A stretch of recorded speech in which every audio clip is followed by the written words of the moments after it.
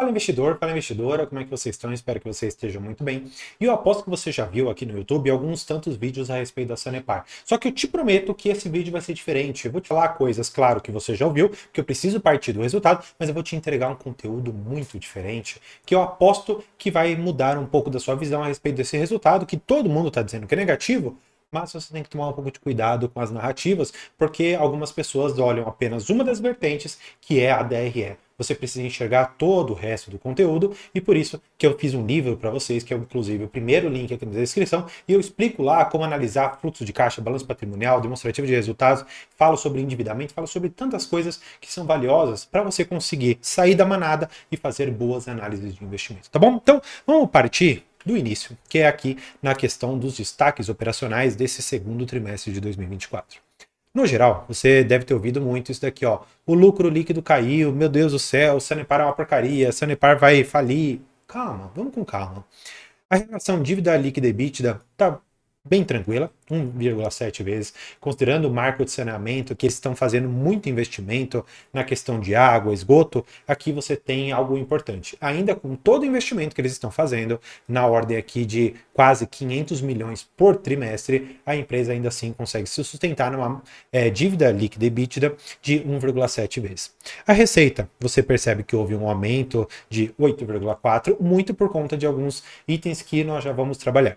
Eu quero apenas que você compreenda aqui comigo que a empresa ela não perdeu seus fundamentos. Vamos lá, olha só que interessante. Quando você olha para a receita líquida, você vê um aumento. Maravilha. Quando você vê aqui em relação ao trimestre de 2022, mais um aumento. Tudo isso se deve ao quê? A você ter novas ligações. Vamos tentar ilustrar um pouco, porque essa explicação ela vai ser fundamental para você compreender o resto. Portanto, por favor, fique comigo, porque aqui você vai ter um conteúdo diferenciado. Vamos fazer o seguinte, eu imagino que você já saiba disso. A Sanepar, ela está aqui, e ela tem que fazer a ligação na casinha 1, ela tem que fazer a ligação na casinha 2, aí ela liga daqui para cá para conseguir ligar na casinha 3, e assim sucessivamente vai fazer em todas as outras. O que acontece? O marco de saneamento falou, olha, isso daqui que você tem não é o suficiente, eu preciso que você faça mais. Então ela foi lá e ligou na casinha 1, foi lá, fez uma ligação na casinha 2, fez uma ligação na casinha 3. Tudo bem. O que você precisa saber? Você precisa saber que toda essa linha aqui de esgoto, de água e tudo mais, isso daqui tem um custo para a empresa que já está aqui no investimento. Só que você tem uma coisa que eu aposto que muitas pessoas que olharam aqui para a DRE vão cair do cavalo quando descobrirem isso. Quando você vê que o EBITDA, no geral, teve uma pequena redução e o lucro líquido teve uma redução bem maior, você fala, opa, peraí, a empresa está perdendo fundamento. Não. Por quê? Você tem que saber que depreciação e amortização, em grande parte, eles são efeitos contábeis, mas não são efeito caixa. Melhor dizendo, eles usam a depreciação das tubulações que eles têm, até mesmo das novas que eles têm, para eles reduzirem a base sobre a qual incidirá o imposto de renda. Só que isso você enxerga na DRE, no demonstrativo de resultado de exercício. Agora, nós vamos depois dar uma olhada no demonstrativo de fluxo de caixa, onde essa questão da depreciação e da amortização voltam para dentro do resultado. E aí nós vamos ter, gente, uma diferença tão grande, mas tão grande, que eu aposto que poucas pessoas devem ter falado isso. Na verdade, eu acredito que só eu devo estar falando disso no mercado hoje em dia. Para a gente continuar enxergando um pouco da lucratividade da empresa, e aqui esse é um indicador que eu gosto muito, que é o ROI. O ROI, ele está estabilizado aqui nos seus 15. Portanto, tá bem tranquilo. Eu não sei por que as pessoas estão desesperadas, dizendo que Sanepar não sei o quê, que é uma porcaria, que perdeu fundamentos. Poxa, eu vejo cada narrativo que me dá uma certa preocupação das pessoas que estão analisando essas empresas, tá bom? Mas vamos lá, eu quero dar para você o ouro. Eu quero falar um pouco aqui, e aí eles trazem a questão do desempenho no geral, e a gente pode dar uma olhada no consolidado, eu já vou trazer números mais certinhos aqui para você.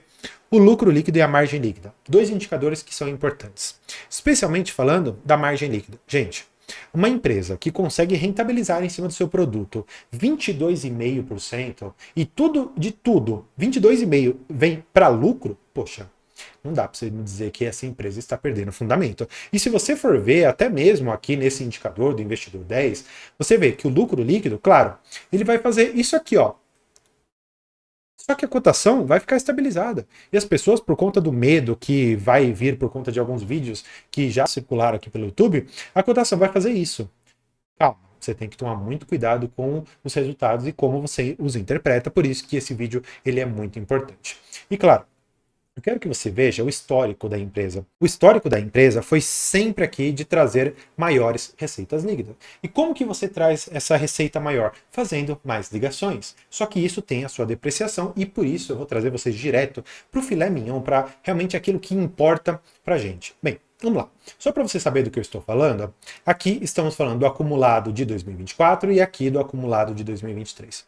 Olha só o lucro por ação. Tá aqui, ó. Lucro por ação da ação preferencial. Em 2023 estava em 50 centavos e agora está em 51 centavos. Da onde que vem a perda de fundamentos? Sendo que de um ano para o outro você lucrou mais. Bem, já é a primeira coisa que você precisa saber. Mais ainda, e aí a gente precisa ir para algo que não é tão simples, mas eu vou explicar com uma tabela que eu fiz aqui para vocês.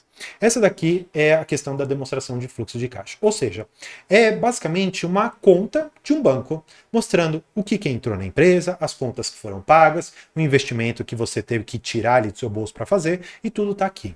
Como que a gente faz a conta daquilo que é chamado de fluxo de caixa livre? Ou seja, é tudo que a empresa tem de operação, menos os investimentos que ela faz para manutenção, para crescimento, etc. E aí, quanto que sobrou para a empresa pagar de dívida, quanto que sobrou para ela pagar de dividendos e como que ela vai gerenciar esse dinheiro. Olha só essa tabela que eu fiz aqui para você. Eu peguei o fluxo de caixa operacional de 2023 e peguei o de 2024. O fluxo de caixa operacional, ou seja, tudo aquilo que entrou para a empresa em termos de dinheiro, que entrou no bolso dela, em 2023 foi de 1 bilhão.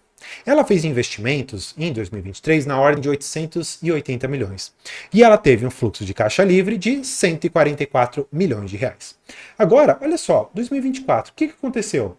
Ela investiu praticamente a mesma coisa, 871 milhões.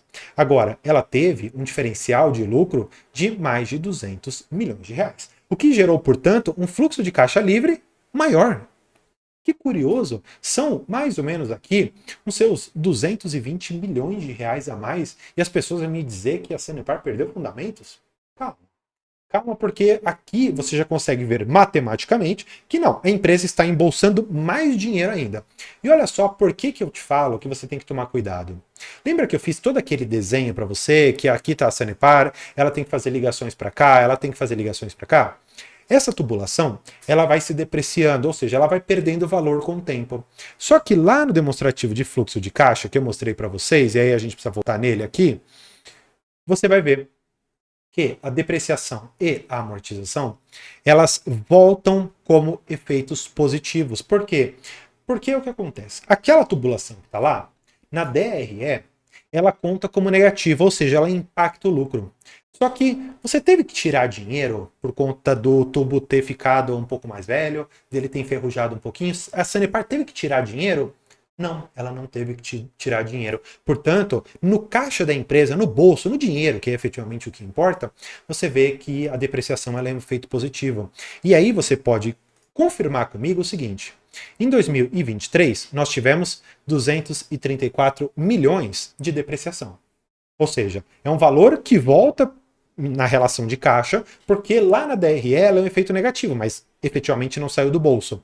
Agora, em 2024, por conta do maior número de ligações, você teve um valor de depreciação de 270 milhões de reais. Ou seja, praticamente aqui uns seus 40 milhões a mais, só por conta da depreciação. E claro, a gente precisa dar uma olhada em algumas outras coisas, porque aqui tem uns impactos específicos, e na página 8 eles começam a trazer isso aqui para a gente. Eles começam a abrir os custos de despesas operacionais, e aqui nós vamos ter um pouco do que eles trazem para a gente. É claro, é importante a gente dar uma olhada. Por que você teve um crescimento com o pessoal? Reajuste salarial. Legal. Você teve indenizações trabalhistas, você teve reajuste do Sane Saúde, que provavelmente é o plano de saúde deles, ó, na ordem de quase 10%. Abono indenizatório. Então, assim, gente, tem muita coisa que aconteceu aqui. Ó, reajuste salarial de 5% também. Então, poxa, olha quanta coisa que você teve aqui que impactou na questão de pessoal. Esse impacto, ele foi exclusivamente agora no segundo trimestre. Então, para o próximo, isso daqui não será mais um efeito tão grande assim, ele será estável. Claro, essa questão com o pessoal vai se manter, então essa despesa ela vai ser comum, não vai ser nada extraordinário, tá bom? Em relação a materiais, aqui está bem tranquilo, tá bom? Uma redução de 1,9% por conta da diminuição dos preços dos químicos e outras tantas coisas que eles precisam ali para tornar a água potável. Agora, em relação à energia elétrica, houve um crescimento de quase 20% por conta do reajuste tarifário de 10,5%. Isso aqui pegou a empresa num contrapé, gente, que vocês não têm ideia, viu? Não tem ideia.